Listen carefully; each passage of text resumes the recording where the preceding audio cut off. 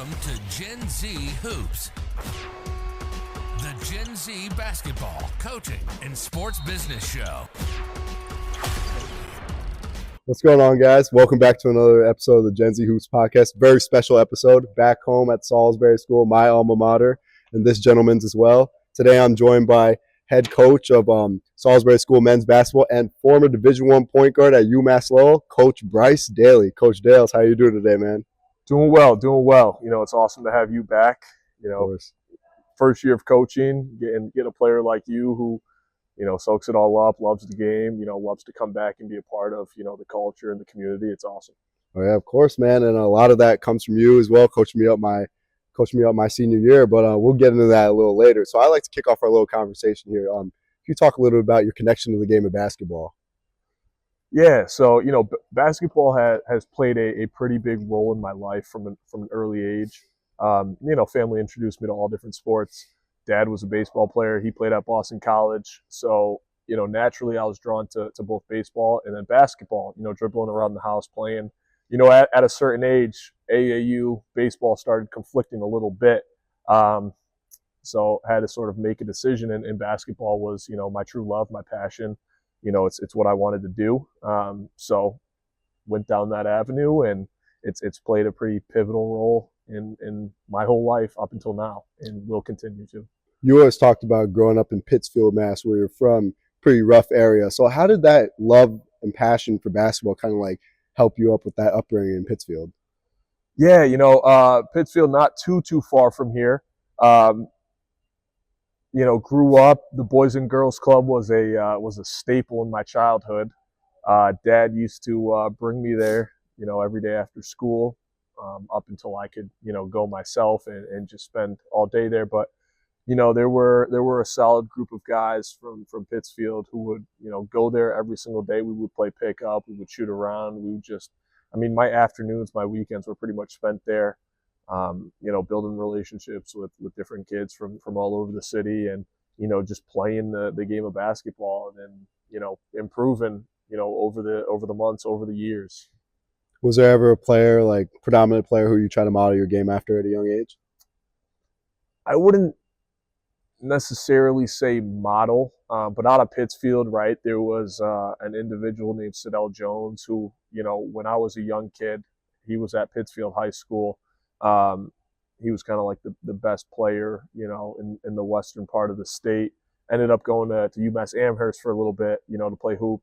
But he was real good, so I used to watch him, you know, as I grew up. And I, you know, what kind of drew me in initially was probably the fact that he would bring out large crowds to the home games, to the high school games, and it created like a cool atmosphere. And like, I knew when I got older, like I wanted to try to, you know, put on a show, get people to come down to the games and make a cool night out of it. So I'd say that's kind of who I looked up to or wanted to kind of model my career growth after. Yeah, that's amazing. I never really, but for the people I've interviewed, no one has ever had like a hometown guy really who they like look up to. Usually I get like the pretty generic answers like LeBron, Wade, like something like that. Yeah, like for me, it's LeBron. You remember I told you when I first met you. Yeah. Do I play like LeBron, though? Would you say that? What was that? Do I play like LeBron, though? Would you say that?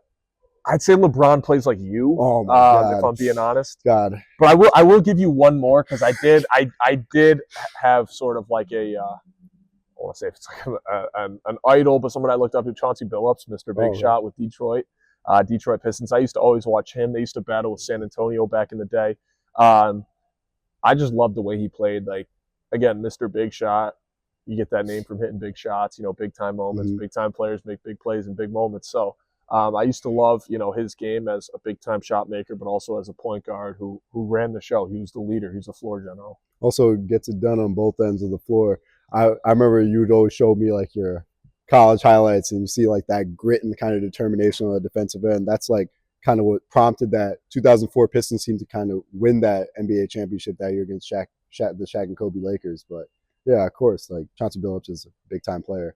So you mentioned playing AAU and how that really kind of helped your love for the game grow. You played for top organizations such as the Middlesex Magic and the City Rocks. Can you talk a little bit about your experience playing with those two organizations? Yeah, so I'll start with the City Rocks. I was with them longer. I was with them from an early age. I was looking for, you know, high-level basketball, a big-time AAU program where I'd be challenged, pushed, because that's a big part of development. You got to continue to get out there and play with the best, play against the best in order to keep kind of climbing and growing as a person and a player. Their program was about an hour away from me, but at a young age, my dad, helped out seeking out, high-level programs. And, they welcomed me in. Obviously, I had to try out and make the teams and, continue to make them year in and year out. But, they run a great organization. They got a bunch of guys in the NBA right now, and they send guys, to all different colleges, across the country. It's high-level basketball. Jim Hart, I'm still in contact with him. He's a great guy. He's someone, who, I'd go to bat for. He's runs a great program, and he's been doing it a while, on one of the highest levels at the EYBL circuit. So, just the fact that I got to be a part of that and experience it, it again, taught me so much as a player, as an athlete, and helped my development. And then Middlesex Magic, again, I wasn't with them as long, but I was introduced to them later on, when I got sort of involved in the prep school world. And again, if you look at what the Middlesex Magic have done lately, where they're sending guys, the success they've had on the Under Armour circuit, it's amazing. I mean, Mike Crotty does a phenomenal job. He, again, if you're a hoop junkie, go back and look at sort of his resume, whether it was his time with the Celtics or, his playing career. He had a phenomenal playing career, and, he just knows the game of basketball. He knows, how to win games. He knows how to create winners and a winning culture. So even though my time with the Magic was a little bit shorter than my time with the City Rocks, I learned a lot. I grew a lot from that experience as well. And I'm glad I crossed paths with both programs, because they're both, phenomenal programs to cross paths with. I got a lot out of it, and, I'm very thankful for it. So a lot of your time playing AAU, you were attending your first prep school, which was Phillips Exeter Academy, ranked one of the top prep schools, if not, I don't even know, like maybe it is the top prep school in New England. What was your experience like at Phillips Exeter Academy? How did you balance like that egregious workload on top of like traveling to like AAU tournaments every weekend? Yeah, great question. I mean, it was tough. I'm not going to put on, a brave face and say, I handled it like a vet, because I was young at the time, right? I was a repeat sophomore away from home for the first time at, one of the most prestigious schools in the country. And the workload is, daunting at times. They throw a lot at you, but I grew a lot as a person. I was only there for a year, and then I transferred here, but Jay Tilton is a great guy. He's still the head coach up there. He took me under his wing. It was a grind. And, the AAU season looked a little bit different for me due to commitments and trying to, balance the athletics and the academics. But, I grew a lot as a person, and I wouldn't trade that time for anything. Again, Exeter has a reputation for a reason, and it's no joke when you're up there, but the amount of growth you make in your time there and what you can take away is, life changing. So it was a tough challenge to kind of meet, but I came out a better man, because of it. Oh yeah, I totally agree. I don't mean to cut away from you here, but I kind of had a similar experience when I was here. I remember junior year, I would cut chapel all the time, right? You would hear me complaining about that all the time. I remember Mr. Huber and Mr. Simboli kind of gave me a detention, so I couldn't get a detention. I needed to go to a tournament in Boston. They had me picking weeds out of the side of the football field down below to kind of get out of it. So I kind of connects to what you were saying, kind of learning how to balance everything, egregious workload on top of big basketball load as well. But going back to your time at Phillips Exeter Academy, how did it feel my senior year when we went back there to kind of walk those halls again, be in that gym again when we went there for that holiday tournament? Yeah, obviously I'd be lying if I said I didn't want that one a little bit more than probably a few others, because I once went to war for Exeter, battled between those lines. It was cool to be back. I mean, again, if guys aren't familiar with that campus, look it up. It's a beautiful campus. It's like a college. It's huge, unreal facilities. It's cool being back. And again, it's great to go back and see Jay Tilton, a former coach who I still look up to. Even though we go head to head this year and not too long from when this interview is being done. But no, it's cool being back. At a school you attended. We're not going there for the Christmas tournament this year, but it's always cool to go back and visit Exeter again. Like that year, changed me, for the better, and I got a lot out of it. Learned a lot of crucial things that have, gone and helped me out throughout my life. So it's cool being back. Of course. So you're also really close with a famous Exeter alum as well, Duncan Robinson. Can you talk a little bit about your friendship with Duncan? Yeah, Duncan, he's a great guy. We've kind of continued to stay in touch, throughout his obviously time in the NBA. He was at Exeter before me, but he would always come back and work out. We worked out a few times, would play and pick up, and his career is quite literally inspirational. Again, for some guys who might not know his story, going to Williams, starting at the Division III level, going to Michigan on a great team, having a successful year, and then obviously, having as much success as he's had in the NBA. It's inspirational, without a doubt, but it didn't happen for no reason. I mean, the guy's a hard worker. He put the time in. He believed in himself. He did everything the right way, and that's why he's had the success he's had. And it was inspirational just to even see the way he approached the game when he'd come back to work out, and the relationships he had with different people. Like all around it screamed winner. On and off the court, which again directly correlates to the success he's had within the sport. Of course. When you guys play one-on-one, though, you would win, right? I mean, I'm not. It's hard. I'm a competitor, and I know a lot of other competitors out there probably would understand this statement. It's hard to admit that somebody else would beat you. Again, I get it. I'm here coaching Salisbury. He's playing for the Miami Heat, but it's still hard to say that someone else would beat me one-on-one. You don't have to be too modest, man. You could say, like, I would cook them. It's fine. We all know you're a competitor. Don't forget when you were driving us to that one game, I was like, there's no way you let a Honda pass me in the car. Man, I started speeding down the freeway. It's hard. Competition is competition, man. It's helped me at times. It's probably hurt me at times, but it's hard to turn that switch off. Of course. So you ended up transferring from Phillips Exeter Academy. What other boarding schools were you looking at, and why did you ultimately choose to come to Salisbury? Yeah, so I was looking at a few. I'd say the primary schools and sort of the final decision. I was looking at New Hampton. Talking to Coach Hutch for a while, who's there at the time, who's a great guy. Loved New Hampton. Khoorchand and Vermont Academy. Those were kind of the main three. I took a visit to Salisbury back in the day. It was actually when, Coach Jeff Ruskin was coaching. He's the one who put up that banner.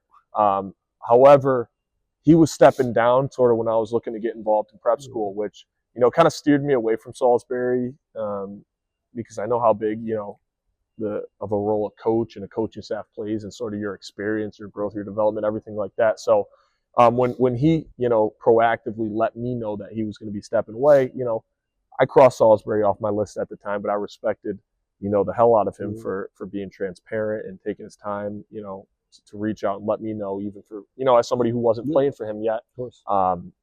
However, the individual, Harlan Dotson, who took over Salisbury, took over the program, was an assistant at New Hampton. When I was looking at New Hampton, my first go around at prep schools, I watched a practice, a game, built a good relationship with Harlan Dotson, and still had a relationship with Jeff Ruskin. So when he took over, when Jeff kind of let me know, the pieces kind of fell into place. Again, not too far from home. I thought it was a great fit, both academically and athletically. I knew sort of what my role was going to look like coming in here. So it kind of checked every box. And, like I said, I am forever grateful for the experience I had at Exeter, and wouldn't change that. But I am just, as grateful for the time I had here at Salisbury. I think, I grew and learned a lot and made the most out of both opportunity. So that's ultimately kind of how I ended up here. So going into your first year, you said your role was basically already defined. What was your mindset going into your first year here, though? Yeah, so I knew I wanted to and needed to have a big year. Again, to backtrack a little bit, right? Like Salisbury, or I should say my time at Exeter, it was tough to balance, playing with the City Rocks, traveling, missing a lot of school, again, for their rigor academically. So I missed a lot of AAU time my repeat sophomore year. I just couldn't get to some of the tournaments, missed school. Again, I wasn't, a natural student who it came easy to. I was gifted in that sense. It took a lot of work, and the work took a long time at Exeter. So again, it was tough to balance. But I knew, that next year, that junior season, I had to have a big year. So, I did my research. I knew that, the point guard who was at Salisbury the year before, who had a great year, played at the collegiate level, he was leaving. So that role was open. And again, the coach was really transparent about, not promising, not confirming that, you're going to be a starter, you're going to play this amount of time. But, he was able to confirm that the position was up for grabs, and there were minutes to be earned, and that's all you really can ask for as a player when you're looking to go to a school, that you have an opportunity to carve out a role, just and carve that out transparency minutes. At the end. Exactly, and I believed in myself, and I knew I could put in the work and step into that role and be that guy. I just needed the opportunity to be there, and that's what he was able to provide. And the next step was on me getting in here and making the most and taking advantage of the opportunity. And you ended up doing it. You, at the end of it all, you became a starter for both years that you're here, a two-time team captain, averaged about 16 points, 6 assists, 5 rebounds as a junior, and then you were even named MVP in 2016-17 season. So when you hear all of those accolades, especially being on that wall up there, wall of captains, that's a big honor.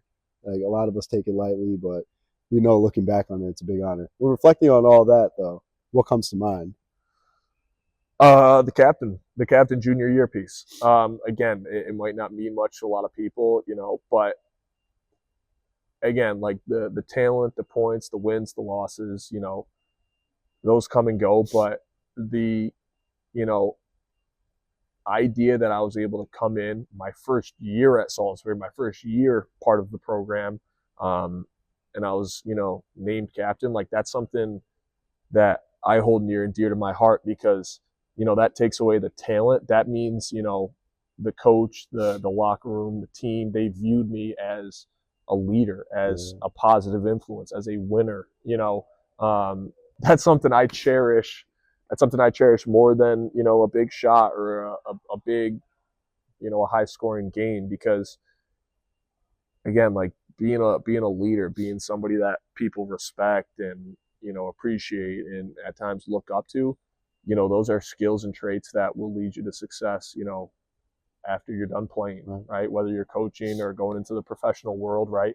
We're trying to, again, win games, make guys the best basketball players possible, but we want to make winners. We want to make guys, the best versions of themselves, the best young men they can be. So that leadership piece, like that, I'm very prideful about that. Because that means, I approached everything the right way that year, which again wasn't easy. Transferring, Exeter, as much as I value the time, it wasn't the easiest year. There were ups and downs, but I was able to continue to move forward, be positive and make it work. Yeah, I totally agree. When you talk about like people not really like people kind of taking it for granted who had that title, I know you know this, but I was actually like one of those people. I really didn't want to be captain my senior year, which is your first year, like coaching us. And then I'll never forget this. I always think about it like whenever like I'm put in the position to like be a leader or something like that. Like I'm a hard worker, and like you guys all knew it at the time, but like I'm not like a big vocal guy in the locker or something like that. And I remember I was more like a me guy, like thinking if I'm not shooting the ball well, like I'm not going to talk, or I'm just going to like think about myself. I remember after a game we had lost pretty bad on this floor, but I always remember that you pulled me aside and pulled me in like another room, the locker room. We're like, you don't need to be one of those guys because I was all hoorah and like talking all the time. There's different types of leaders. You can lead by example. And we trusted you because you've been in this program for I was 3 years at that time. And you guys always see me in the gym, and you entrusted me with that title. And you were like telling me I need to uphold it and like kind of like bring the guys together a little more. From that moment on, I kind of I feel like I got a little better at it. But like now looking back on like that whole process and being captain, having my name on that wall next to yours as well, it kind of like reflects that moment, like shines bright like in the past a lot. So I thank you for that as well. Yeah, and that's a valuable point. Like I still stand by that for anyone who's watching that. I kind of took that away from my college experience. There were leaders who were vocal, and then there were leaders who just approached it the right way, day in and day out. They won the sprints, right? They were the first ones in the gym, the last ones to leave. Those aren't the hoorah guys, but those are guys leading by example, leading by action, and everyone else notices it, right? Cheering on the bench, or sitting up front. Like again, those are little things that make a huge difference to like the culture of the team, the success, and the impact an individual has. So let's go to the recruiting process. What schools were you looking at coming out of high school, and why did you end up choosing Umass Lowell at the end of the day? Yeah, so I was looking at a bunch of different schools. I committed to Lowell my junior year, and a major piece to why I committed to the school I did was the coaching staff. Like again, going to a few different prep schools, great coaches at both. Obviously a public high school, good coach there. And AAU, travel, you name it. By the time you reach the collegiate level or late in your high school career, you've probably had numerous coaches. So I understood the value in finding the right coaching staff that would see the value in me, and both as a basketball player, but as a young man, and basically an environment where I knew I would grow in all aspects of life. So I committed my junior year. The head coach, Pat Duquette, he's awesome. Had a great relationship with him. The assistants were awesome. I mean, they were getting out here for open gyms all the time. I was talking to them all the time, checking in with all three assistants, Nick Leonardelli at the time, Biko Paris, and Lou Hinnett, who are all still coaching, different levels, high Division I, high school, you name it, they're all over. But I watched two of them. They were both guards. They played at Boston College. So when I was young, I'd go to Boston College basketball games and watch them play. So it came full circle. It was awesome. Guys I used to look up to. Now I could be coached by them. I'd play under them, and I know they had careers that I wanted to have. They were big on like the skill development piece, developing their players into better athletes, better young men, better basketball players. So I just knew it was the right fit. So I committed my junior year. Little backstory: I tried to actually forego my senior year and transfer up.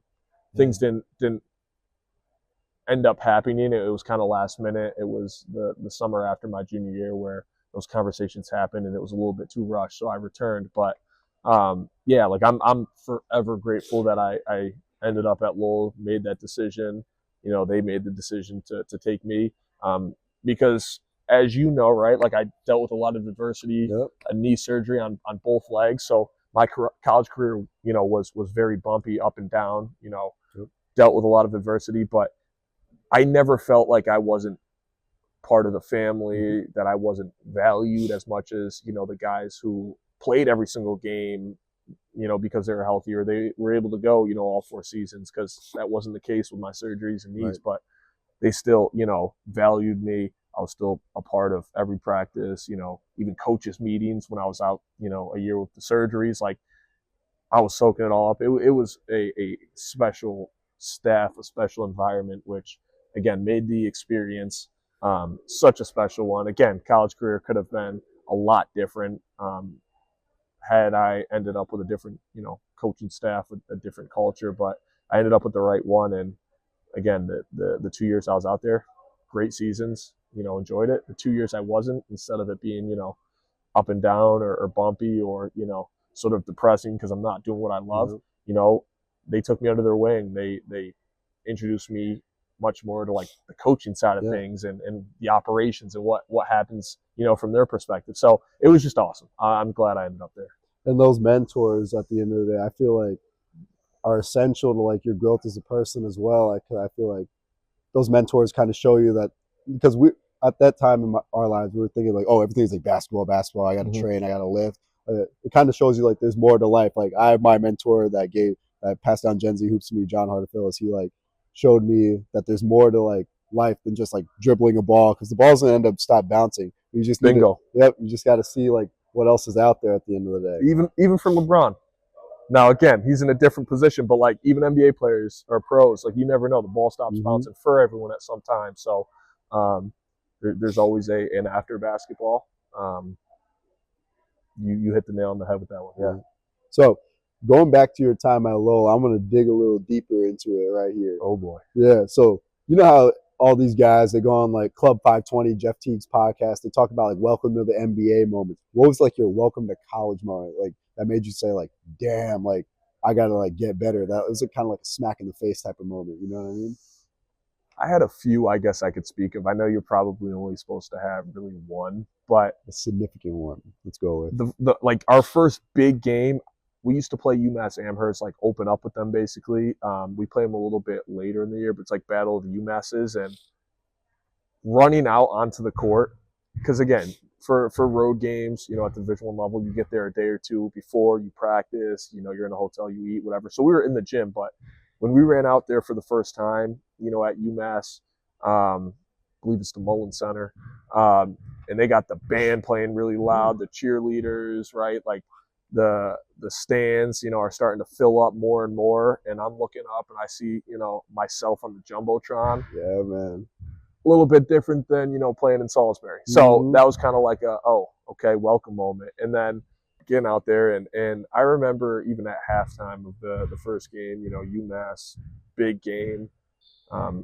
Couldn't really tell you the score at halftime. I couldn't tell you what I had or how it was necessarily going. But I remember kind of taking a breath before the coaching staff comes in, right, because they're kind of like debriefing outside before they talk to us. And I'm like thinking to myself, like, man, like that half went by quick.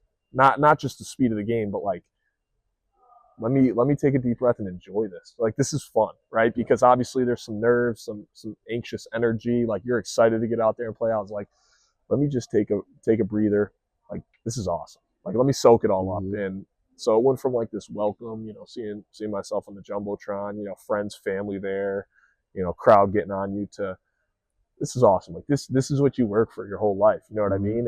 And it finally, you know, came full circle. So it was just, you know, enjoying that experience. But the second one I had in mind was when we played UConn that year. Obviously, UConn is you know, a very successful program with Dan Hurley. We played them. They weren't as strong that year, but he was coaching. He's still like jacked up on the sideline, and he was passionate. Like, and I admire him and respect him in the sense that, like, you know, there's a lot of different takes on the energy and emotion he brings. Dude loves hoop. He loves his guys. He loves what he does, and I think it's awesome. And, you know, I remember I came down and we ran a ball screen and you know, the four popped. We had a four that could really stretch it at the time, and boom, he knocks down a three, and Hurley's going ballistic on the sidelines. And I think we're down like 16 or something, and he says A, B, and C. Next ball screen, I come down. I'm thinking, like, you know, I think I know more than I did at the time, you know, as a freshman. I just made a great pass, first play of the game, you know, for a three. They trapped the hell out of that ball. Like, they made a quick adjustment, and it was not there the next, you know, the second, third, fourth time. So that was sort of a whoa. Like, the adjustments that are made at that level happen quicker. They happen, you know, much more aggressively, and they're on it. Like, you have to be, it's like a chess game. You have to be kind of thinking ahead, seeing the game before it happens. So that was sort of another, like, welcome moment. And also, it makes you kind of think about also, like, when you're playing here, you don't think every possession matters, right? You're thinking, I'm just going to go up and down, or one guy's going to shoot through, he's just going to go down and get a stop, or they're going to score, and we're going to come back down and try and score again. Every possession matters, because then even the littlest things can alter again, like a free throw violation or something like that, like a lane violation or something can alter a whole game at the college level. I realize that as well. I can connect to you with the Jumbotron thing. My first college game, we played D1 Siena over there in like their field house. I remember I checked in the game. I'm like just starting on the squad, and I'm not thinking I'm going to go in. I go in like pretty early. I hear, like, I don't even hear the guy like announce my name or anything. I was just like kind of like locked in. I was like looking around at all the crowd. Myself on the Jumbotron. I see a picture of me on like ESPN the next day. I was like a fan. I was like a fanboy. It was the craziest feeling ever. But it's like surreal, right? Yeah. And it happens quick, and and then I was like, I came out the game. I was like, it went like so quick. I like don't remember it. I couldn't tell you like how many times I ran up and down. Like I can't even tell you what play happened. It was just like flash before my eyes. It was the weirdest thing ever. But as you mentioned previously, that you dealt with severe knee injuries like during your college career. Can you talk a little about the struggles with this injury, and like how were you able to overcome like that sort of mental block? Because a lot of athletes go through that mental block when you're hurt, like kind of ambition to get back and continue to compete. Yeah, I mean the knees are a hell of a topic, hell of a subject for me. They started bothering me a lot. Not a lot. They started bothering me my senior year here. Again, I thought it was tendonitis, overuse, not much, to it. So I didn't really acknowledge it. Freshman year of college, I played through it. Trainers knew I was dealing with some significant knee pain, because you're getting treatment every day and you're pretty transparent with them. And again, you're connecting every single day talking about sort of where you're at, how you're feeling. But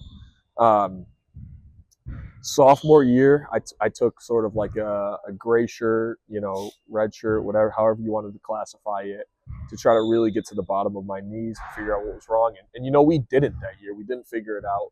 I, had some shots, some injections, laser therapy, got insoles, was seeing, some PT guy out of, the Lowell training staff. So I was doing, pretty much everything under the sun at the time that I thought would, get me back on the court, and seeing no progress, again, the pain hurt enough to keep me out that season.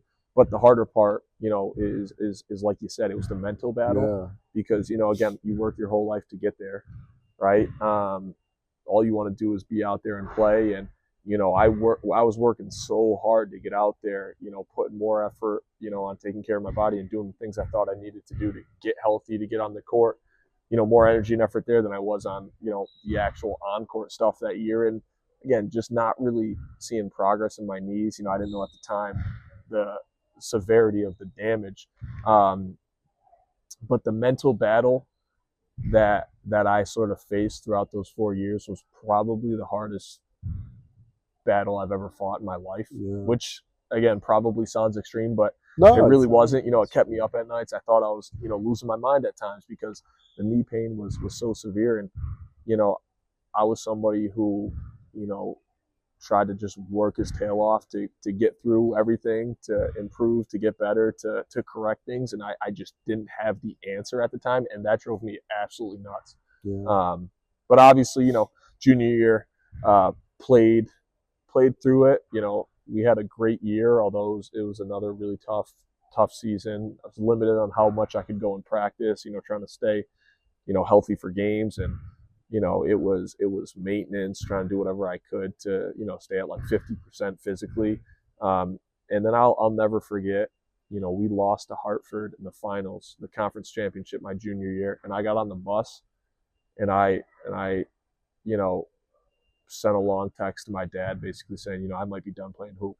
Not because I want to, because I was in that much pain. Like I didn't think I could ever go at the collegiate level again with the state of, my body was in. It was that painful, to the point where I couldn't really sleep at night. The knee pain would keep me up. I couldn't get up and down stairs. It was hard for me to sit in a chair because I couldn't really bend. I couldn't chew. I couldn't work out. So I was playing games my whole junior season, basically just, trying to work on some form shooting, X's and O's, some stuff, but I wasn't working out ever, because if I did, I wouldn't be ready to go for games. My knees were, that in shambles. So that summer I ended up finding out, second opinion, should have done something sooner, but in hindsight, everything's 2020. Figured out that I really had a lot of damage with my knees. I needed a pretty severe, surgery done to both. And it was a hard pill to swallow. Again, even once I figured out what was wrong and got the surgeries, it was still a mental battle that, again, I'd be lying if I said I don't still think about it a little bit, but what happened in the past happened in the past, and you can only control what you can control. And again, now I coach and I love what I do, and help kids develop and become the best basketball players, the best young men they can become. So again, I live in the present, and I'm grateful for all the opportunities I had, and even the limited college experience I had at that level. The love of the game, you always told me, especially, like, it never leaves you, especially like when I was going through like my injury with my rib my senior year, and I was playing through it. I remember you told me, Ash, go like. Now again, I'm like, Comes full circle. yeah, I'm like looking at it What, when I told differently you to now. get treatment? Yeah.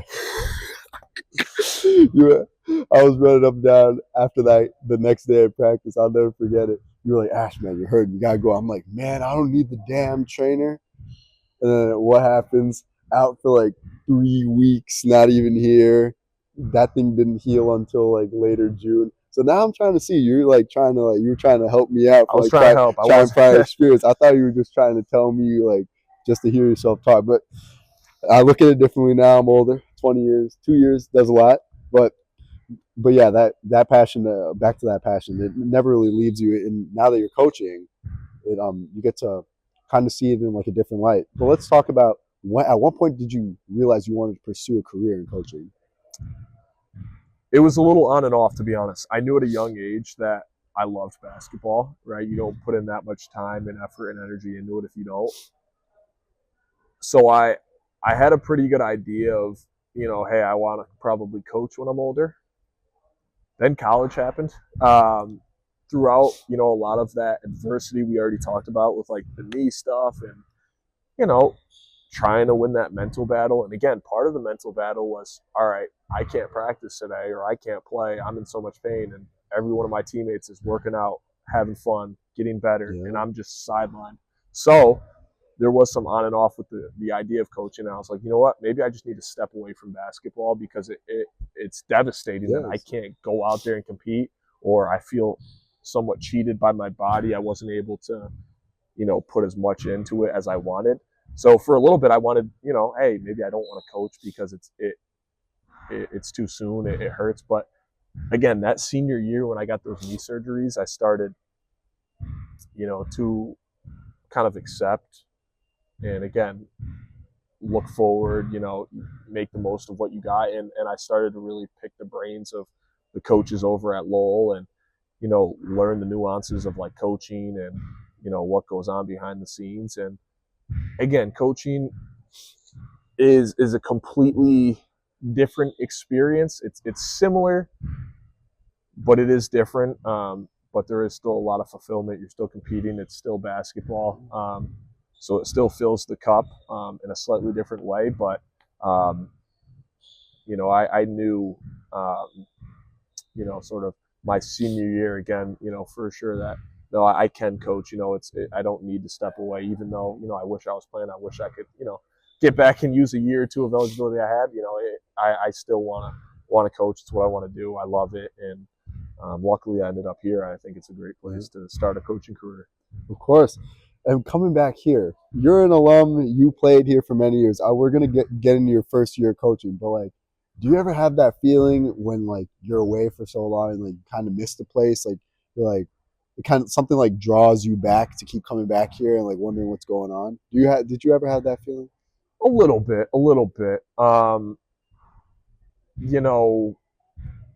My initial thought process with coaching, GA route, hop on a college staff, grind, see what comes of it. But, Salisbury is a special place because, I stayed in touch with, coaches, teachers, advisors, mentors that had, a lasting positive impact on my experience and growth as a person, Coach Jeff Ruskin being one of them. So when the idea, the thought, the possibility of coming back here and coaching sort of, presented itself, I reflected on it a lot, and I was like, coaching's awesome. Coaching's cool. I like to compete. Yeah. But now I'm competing for a school that I once played for too, that I hold a lot of pride for. Yeah, it's so it's a little bit even, more special in that sense. So, I was fired up to get back. Yeah. I mean, it's home away from home. So it really is. It truly is a special place. So your first year, you were an assistant coach for us, and that was my senior year. So going into that first year of coaching, what was basically your mindset, and what were some key moments that you remember from that year? It wasn't a great year, but it was a lot of fun, I can say. Yeah, that year was a memorable one. We had an awesome group of guys. Obviously, we didn't have like the outcomes we wanted. Oh yeah. But I feel like every player, every young man that started with us that fall, became a better player, became a better person at the end of the season. Obviously it's, the first year of coaching, so there's a lot of new experiences and a lot to sort of take in and unpack. The one real thing I tried to bring was the right energy. Mm-hmm. Everything I've soaked up from over the years, trying to again give back to you guys. But yeah, no, a big thing I just try to bring to the team, to the table. My first year of coaching was, again, it all tied into the culture. Creating winners, creating guys who make winning plays. Effort, energy. Accountability. Because again, I was jumping on staff. Coach Dudley, he had been here for some time, so I wasn't going to be reinventing the wheel year one, or bringing a lot of new things and switching up sort of what he had going. But I was ultimately there to try to complement and bring as much as I could to add on to what he was trying to do as the head coach. What I can say though about that year, especially in my perspective as well, like during the year, like again, I said I was like more focused on like how I was playing and stuff like that, because like I was going through that whole like recruiting thing, like trying to play at the next level and all that stuff. But like I really think what your contribution was kind of showing us like how to be like a professional with it at the end of the day, because you played at like the highest level of basketball, and like that's like where we all like me guys like me and Dill like wanted to go. And I really think like I was like, okay, I thought I was like pretty good, but I don't think I actually got like better at basketball until like when you like kind of took me under your wing in that spring. I remember that spring we would like lift all the time, we'd work out together, run those hills outside of the dining hall, down to the boathouse, like all that stuff. Like just kind of seeing like that how important like strength and conditioning was. Like I would lift, but it wasn't like to that extent. Like planned workouts, planned like break down like every aspect of how you want to work out. Like I remember it would be like Ash, go do shooting and ball handling in the morning, then we'd come back at night. That's when you get your shots up, all that sort of thing, all that sort of stuff. So I feel like that's what your biggest contribution was. It kind of showing like, hey, I'm kind of showing us like, hey guys, like it was stripped of me. Like my college career wasn't where I wanted to go.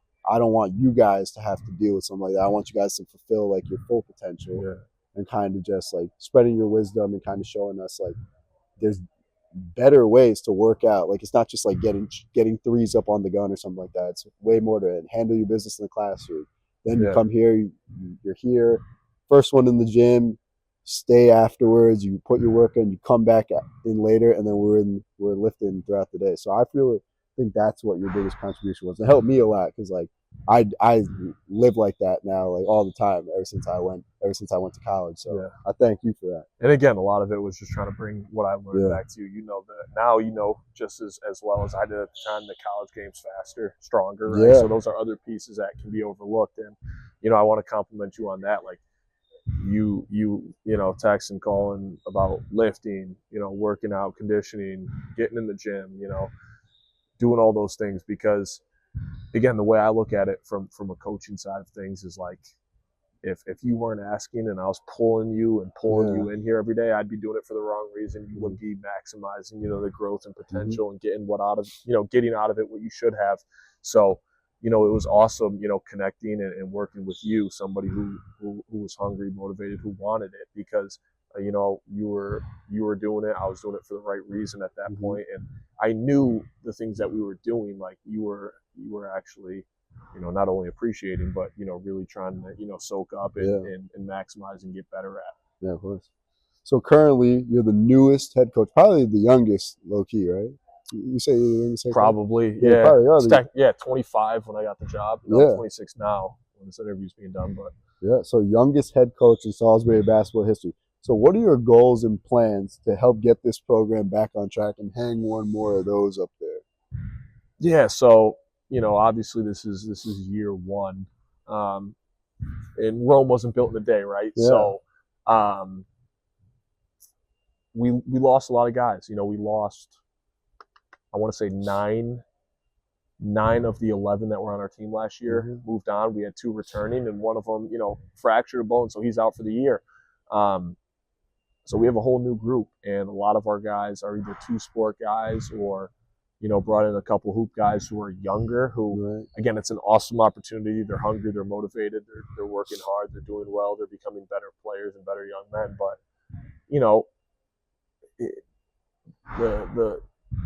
the wins, haven't consistently, rolled in. But again, like the focus isn't coming in and winning the championship year one. Obviously, you want to win every game and you want to win championships. But, the biggest focus for me, in my first year of coaching, trying to, hang another one of those up is it starts with the culture, right? It starts with bringing in the right characters, the right young men who will help, form and, uphold the culture and making sure that, the guys are buying in, they're, coachable, they're, bringing the right energy, the right effort, the locker room is staying together.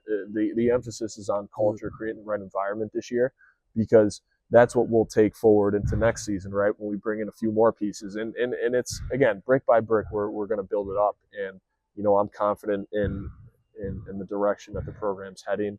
I'm very confident in the group we have this year. They're getting better every single day. They're doing what, we're expecting them to do. And again, the energy, the effort, the camaraderie has been, commendable. And that's, again, our focus is to get a little bit better every day and do it the right way with creating the right culture. Of course.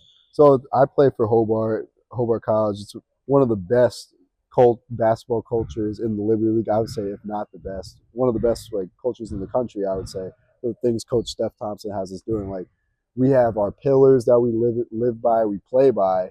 We have our did you not charts, all these extra things that people might think is a job kind of. We look at it no, these are things that are gonna set us up for after basketball ends at the end of the day.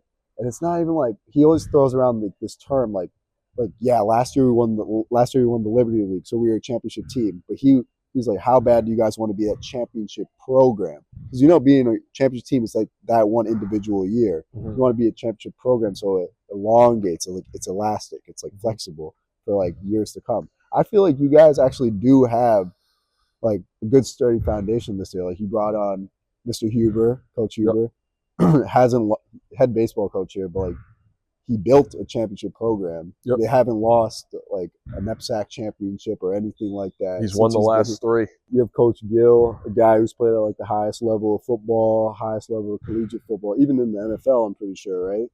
Yeah. He played in the NFL. So that's a guy who knows how to win championships as well. And you bring on yourself running the show, play at the highest level, Division I basketball, some of the best AAU circuit, EYBL, and probably the best program in New England, Middlesex Magic, if you take out all those EYBL teams, but it's probably up there as well. So you guys all have the foundation to know how to win championships, and you've shown with me and other guys, you guys all know how to mold young men into a one unit in a team, and this is the brotherhood. So I feel a couple of years down the line, even build every year, and you guys will get to where you want to be. You know what I mean? Totally. And that's the goal. Yeah, and the guy that did that hung the only banner. Can you talk a little bit about the mentorship of the GOAT, Mr. Jeff Ruskin? He's in the stands watching us right now. Yeah. So again, he wasn't my coach, but he was my advisor. So obviously, we connected frequently throughout the week, saw him every day, and he still has a love for basketball. So we would always talk about hoops and whatnot. And, I still pick his brain, being my first year coaching. He's someone I still look up to. I value his opinion. I go to him for advice. Again, you look at that banner, he's done what I want to do with this program eventually. Again, that's a piece of it. Obviously, create winners on and off the court, but he's done that as well. So he's accomplished what I want to do. So, I'd be a fool. I'd be stubborn not to look up to him, to pick his brain, to try to, learn and take away things that have already worked. He's already been successful doing it, and can add on to what I bring to the table and what I'm trying to do. Of course. So many high schools, especially in this league, are trying to play at the next level where you played. Do you have any advice to high school players that have like, what do you call it, that are trying to have ambitions to play at the next level? Right. So, if you're trying to play at the next level, the could go through a bunch of different things. Obviously the skill development and, the weight room is important. Yeah. Right. Taking care of your body is just as important. No McDonald's.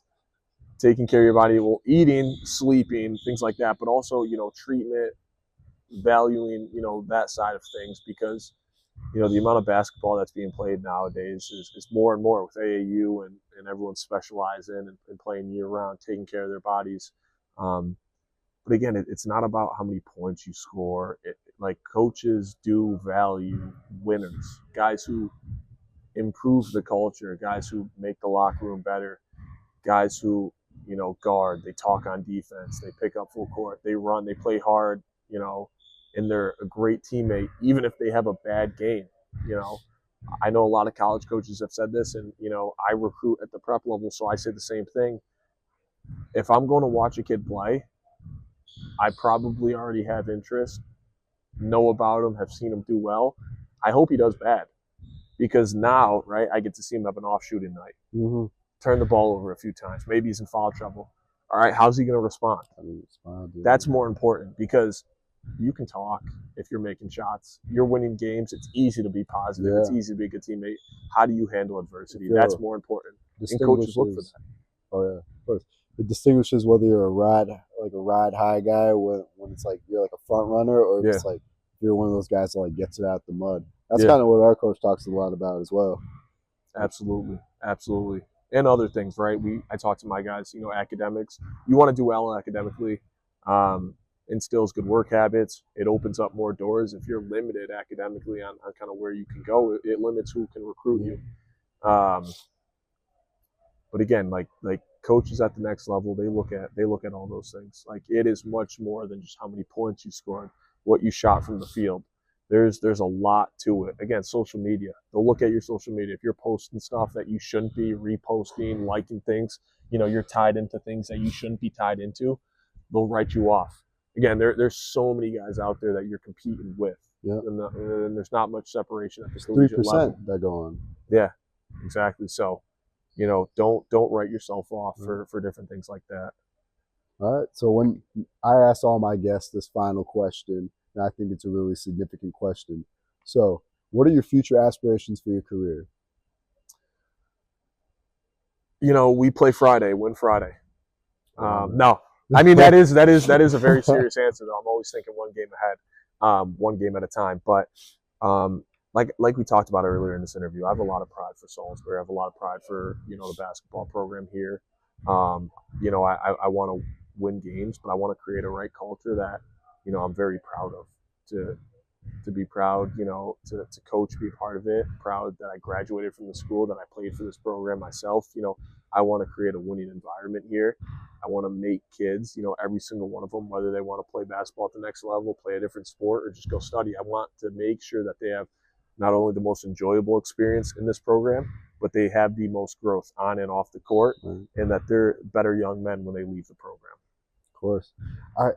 Before I end this, I really want to share this one thing with you. When I saw you in the locker room for the game, I was kind of jacked up. You might get yourself a new assistant coach later on for a grad year like you did. You never know. Never know. Throwing it out there. But Coach Dales, man, thank you so much for this opportunity, man. Thanks for having me, man. We'll maybe have a part 2 when you're coaching. Oh yeah, maybe. You gotta hang one more of those. Yeah, you might be part of it. Thanks for listening to Gen Z Hoops. Make sure to follow, like, and subscribe on Instagram, LinkedIn, and all major social media platforms at Gen Z Hoops. You can tune in and subscribe on Apple Podcasts, Spotify, YouTube, and every other podcast platform on the planet. Get ready for the next episode.